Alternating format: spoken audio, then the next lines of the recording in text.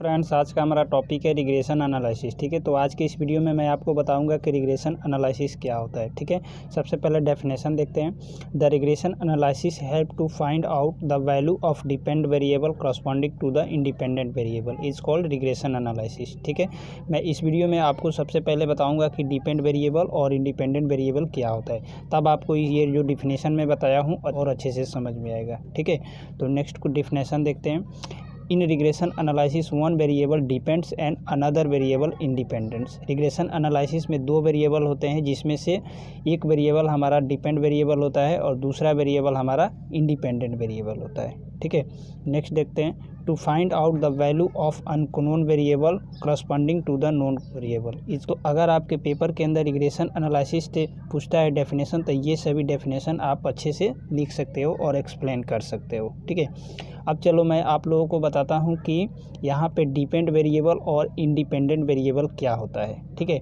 देखो यहाँ पे मान लो आपके पास एक एक्स वेरिएबल है जिसका वैल्यू है 10। ठीक है, और यहाँ पे वाई वेरिएबल है जिसका वैल्यू आपको निकालना है।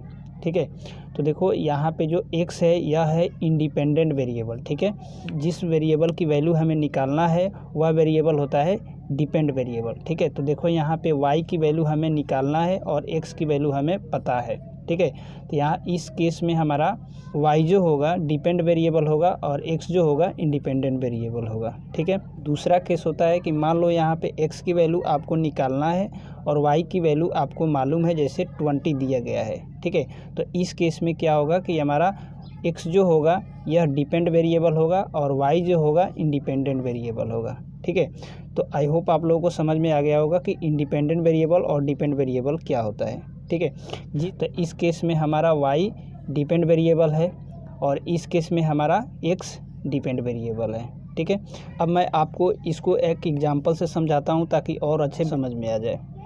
फ्रेंड्स, हमारा एक एग्जांपल है, जैसे यहाँ पे देखो एडवर्टाइजमेंट है और सेल है। ठीक है, यहाँ पे एक एडवर्टाइजमेंट को मैं लिया हूँ x और सेल्स को मैं लिया हूँ y।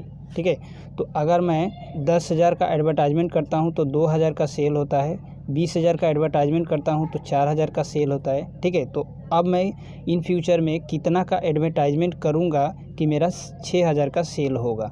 ठीक है, तो यह एक हमारा फर्स्ट का केस। ठीक है, या फिर ऐसा हो सकता है 40,000 का एडवर्टाइजमेंट किया तो 8,000 का सेल हुआ, पर फ्यूचर में मैं 50,000 का एडवर्टाइजमेंट करूँगा तो कितना का सेल होगा। तो इस सिचुएशन में आपके पास दो केस बनेगा, फर्स्ट केस और सेकंड केस। ठीक है, तो अगर फर्स्ट केस के लिए देखूं तो यहाँ पे देखो x की वैल्यू मालूम नहीं है, तो हमें क्या करना है, x की वैल्यू निकालना है और y की वैल्यू देखो यहाँ पे 6, यहाँ पे y की वैल्यू हमें पता है, मतलब कि दिया गया है। ठीक है, तो इस सिचुएशन में हमारा जो बनेगा x जो होगा हमारा ये डिपेंड वेरिएबल होगा और y जो होगा हमारा इंडिपेंडेंट वेरिएबल होगा। ठीक है, दूसरा केस देखते हैं। इसमें देखो x की वैल्यू हमें मालूम है, मतलब कि x की वैल्यू दिया गया है और हमें y की वैल्यू कैलकुलेट करना है इन फ्यूचर में। ठीक है, तो यहाँ पे x जो होगा आपका क्या होगा, इंडिपेंडेंट वेरिएबल होगा और y क्या होगा आपका डिपेंड वेरिएबल होगा। ठीक है, तो यह दो केसेस बनता है। इसके लिए हम रिग्रेशन एनालिसिस में दो इक्वेशन निकलता है। ठीक है, जैसे इस केस के लिए हम लिख सकते हैं x डिपेंड ऑन y। ठीक है, तो इसको हम लिखते हैं x ऑन y। दूसरा होता है y डिपेंड ऑन x, इसको हम लिख सकते हैं y ऑन x। तो ये दोनों केसेस के लिए हमारे पास रिग्रेशन एनालिसिस में दो लाइंस बनते हैं, एक बनता है x ऑन y लाइंस और दूसरा बनता है y ऑन x लाइंस।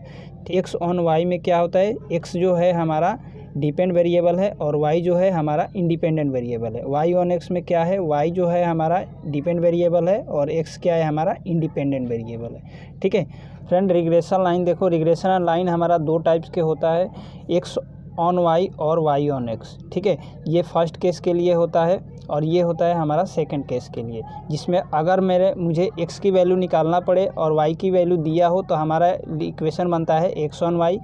अगर हमें y की वैल्यू निकालना पड़े, x की वैल्यू दिया हो तो हमारा इक्वेशन बनता है y ऑन x। ठीक है, तो देखो x ऑन y के लिए हमारा जो इक्वेशन होता है ये होता है x equal to a plus B Y. ठीक है, ये जनरल फॉर्म, और ये y ऑन x के लिए हमारा इक्वेशन होता है y equal to a plus B X, ये जनरल फॉर्म होता है। ठीक है, इस फॉर्म में अपने आंसर को क्या करना है, एक्सप्रेस करना पड़ता है। ठीक है, जहाँ पे देखो हमारा x जो होता है ये होता है डिपेंड वेरिएबल, यहाँ पे ये डिपेंड वेरिएबल होता है, और a और b जो होता है हमारा कांस्टेंट होता है, और y जो होता है आपका इंडिपेंडेंट वेरिएबल होता है। ठीक है, इस केस में देखो हमारा y जो होता है डिपेंड वेरिएबल होता है, मतलब कि y की वैल्यू हमें निकालना है। ठीक है, और a और b जो होता है हमारा कांस्टेंट होता है, और x जो होता है इंडिपेंडेंट वेरिएबल होता है। ठीक है, तो type of method to calculating of regression equation, regression equation calculate करने के कितने टाइप के मेथड होते हैं। ठीक है, तो देखो रिग्रेशन इक्वेशन कैलकुलेट करने के लिए 3 टाइप्स के मेथड होते हैं। ठीक है, जिसमें से फर्स्ट होता है रिग्रेशन